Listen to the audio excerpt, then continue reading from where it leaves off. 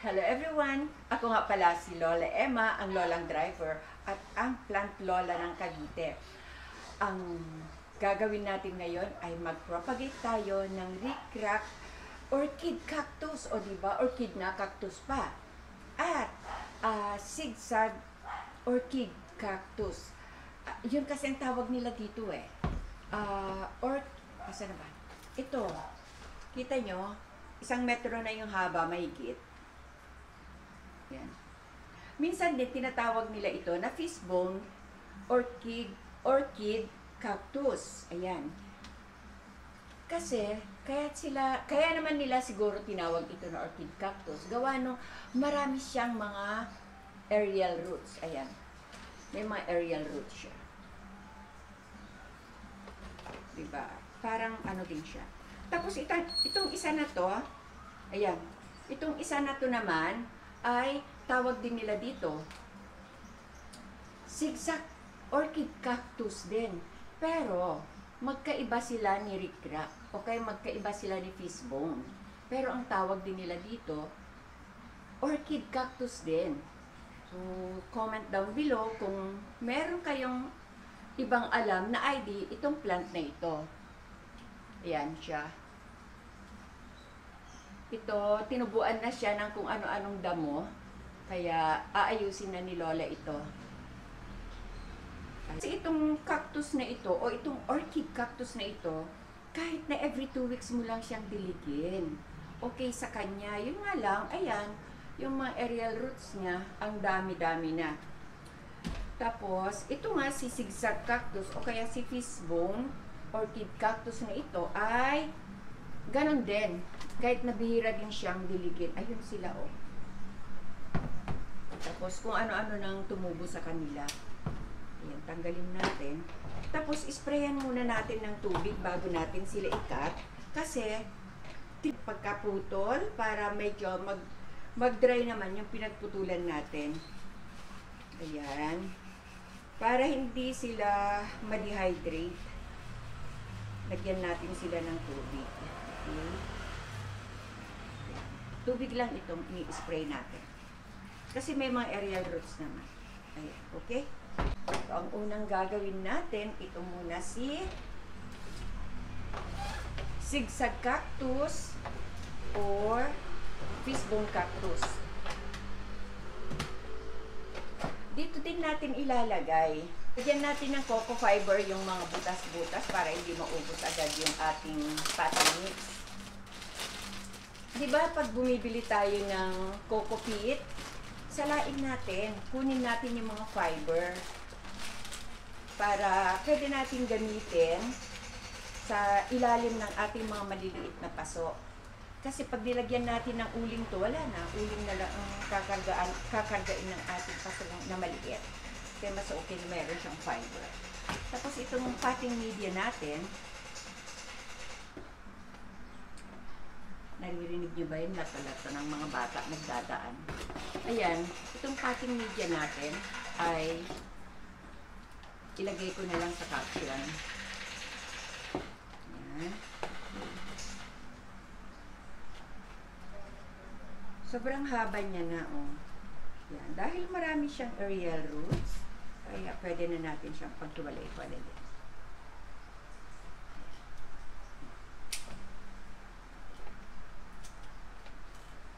Madami tayong makukuha dito.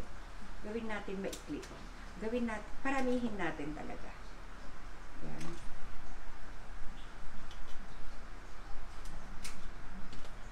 At ito naman, pagtapos ng pagtanim natin ng after 1 month ito, pwede na natin lagyan ng complete na abono. Kasi ito nagbubulaklak ito. Lalo na pag December, nagbubulaklak ito. Tanim na tayo. Lahat ganun gagawin natin sa ating mga paso. Lagyan natin ng fiber. Hindi ko nga lang nalagyan agad kanina. May amoy.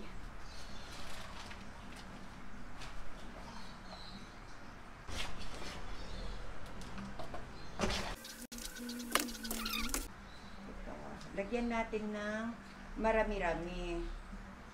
Yan. Para pag lumaki siya o nabuhay siya, maganda-ganda tignan.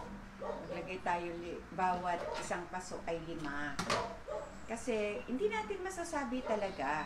Ang lola din, namamatay ng halaman. Baka nga itong ipapasok,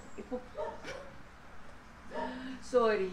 Baka nga itong itutusok natin na 5 na ito, 3 na lang ang mabuhay. Kasi ito ay cactus, tapos tag-ulan ngayon. At kung babagyo yan, kahit na may bubong na polycarbonate yung paglalagyan ko sa kanila, hindi pwedeng hindi pa rin maanggian. Sana nga lang hindi uulan within 3 days habang basa-basa pa yung kanilang pinagputulan o yung aking pinagputulan sa kanila. Ayan. Tapos na yung isa na yan.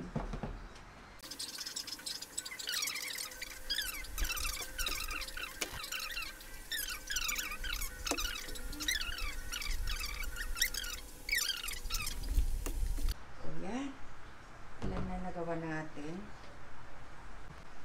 Yung iba, binebenta ko na dahil nga, pag ganito na nagpo-propagate ako, gaya niyan, 2 paso lang yan.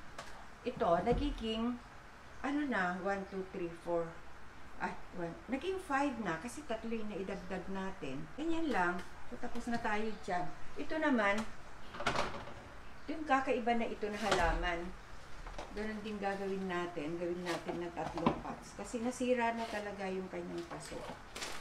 Lagyan natin ulit ng fiber.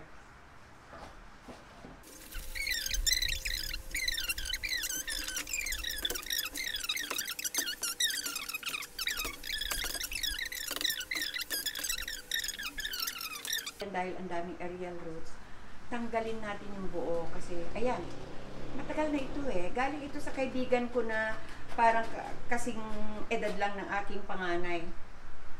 Marami kasi akong kaibigan na bata, mas bata pa sa akin, parang kaedad lang ng aking panganay na anak. So ayan, galing ito kay Arlene Coronelia. Shout out sa iyo, Arlene, sana manood ka ngayon. Ito na yung bigay mo kay tita. Ayan.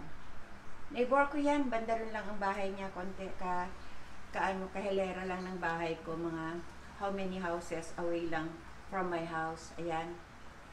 Siguro mga ilang meters lang. Mga 50 to 60 meters lang. Ayan. Ituloy na natin. Buwagin na natin siya. O, i-uproot natin lahat-lahat. Ayan. Ayaw niya ng lupa.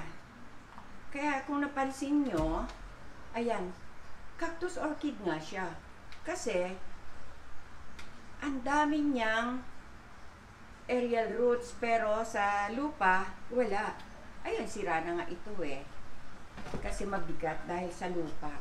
Kaya, first time kong magkaroon ng ganito. Tapos, ayun naman, gumanda naman, napaganda ko, nabuhay ko siya. Ito, naparami ko.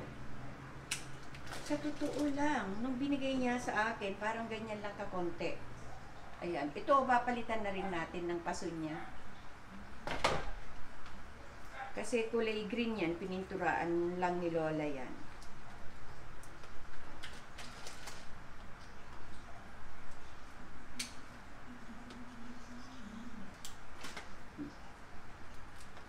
Ayan. O, diba? Tapos, ito pa.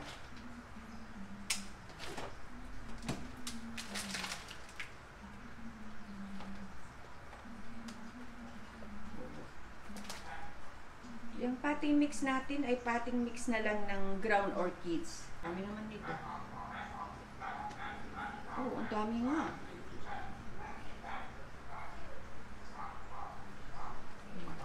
Tapos lagyan na lang din natin ng uling o kaya bunot yung ibabaw. Ayan.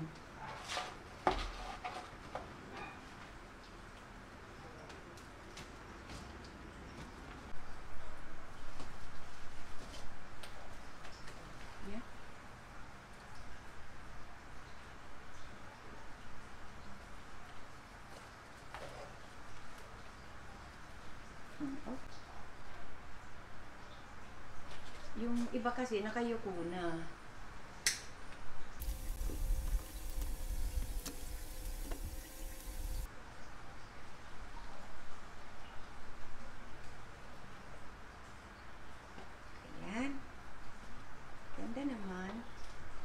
Sana huwag kalimutan mag-like and subscribe.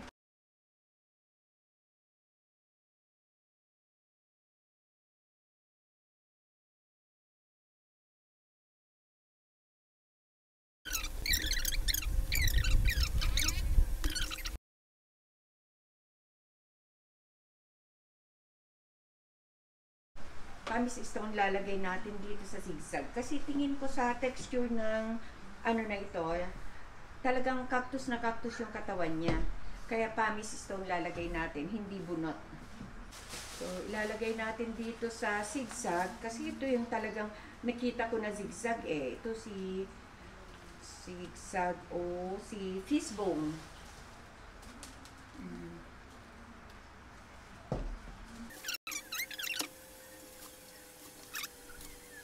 Na tayo dito.